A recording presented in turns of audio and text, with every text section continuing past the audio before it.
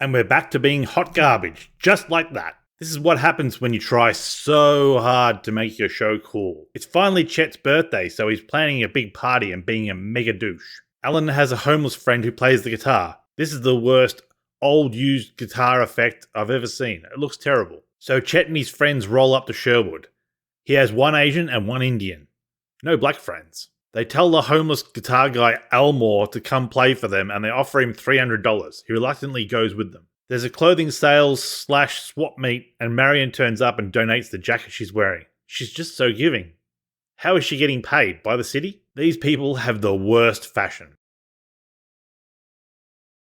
Elmore comes in looking upset. Turns out Chet and co took him to the edge of town and made a video of them harassing him. They paid him to let them smash his guitar. I don't understand why he's so upset. He sold the guitar for $1,000. They did make him walk back to town. Alan wants the Hood to get revenge on Chet, but for some reason no one wants to get involved. The one time they can do something actually altruistic and they refuse. I had a lot of trouble hearing what people were saying in this episode. They seem to accentuate their accents. Alan has some kind of Caribbean twang, and the music can creep up in volume. This episode was also very murky or smoky, made it hard to see what was happening at times. So Robyn remembers that it's Chet's birthday and that he invited her in episode 1. They're going to steal Chet's presents. At least LJ says we shouldn't return to the scene of the crime. Much says there'll be free food. Well, that sways them. So now they can benefit from it, they're in. Robyn and LJ talk about the kiss in the last episode and they agree that it was consensual. So this party will kind of be their first date. The party is weird. Chet's not there yet, even though it's in his house. Marion is there because she says she went to the same prep school as Chet. That's bullshit. Just because you went to college with him doesn't mean you get an invite. Marion says she's looking for evidence that Prince and the sheriff are working together.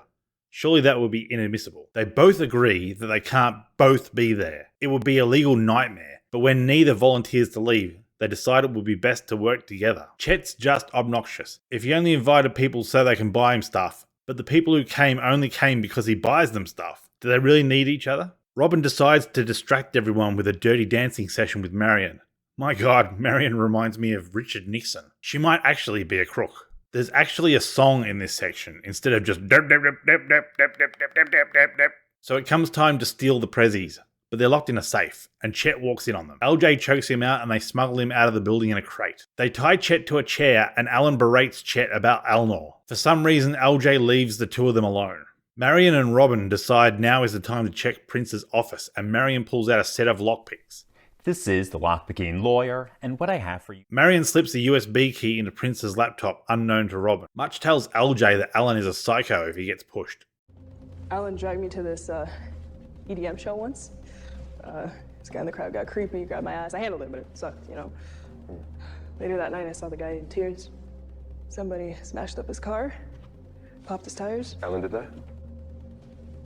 No better friend, no worse enemy. Alan's interrogating Chet and he's about to fall asleep. I know the feeling. Alan crash tackles Chet and almost knocks himself out in the process.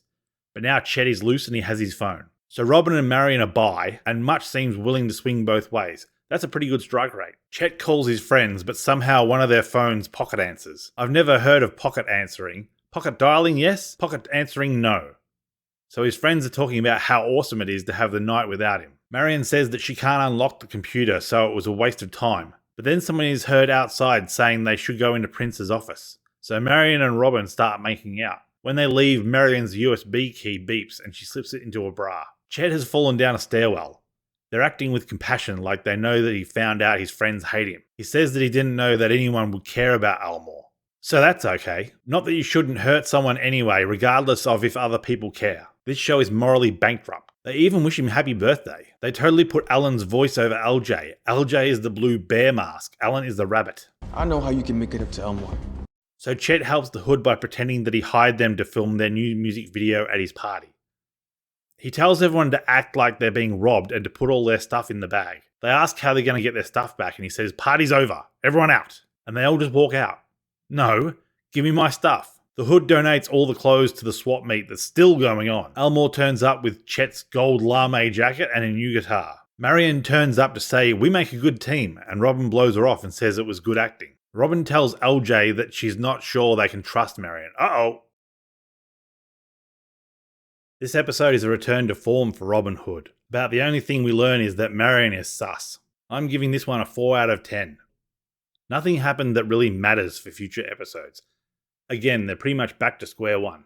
Thanks for watching. If you like what you saw, please consider subscribing. I release reviews occasionally when time allows, and a thumbs up would be a big motivator for further reviews. If you didn't like it, feel free to leave a thumbs down and let me know how I can improve in the comments below. Anyway, I'm Mixie, thanks for your time, and have a good one.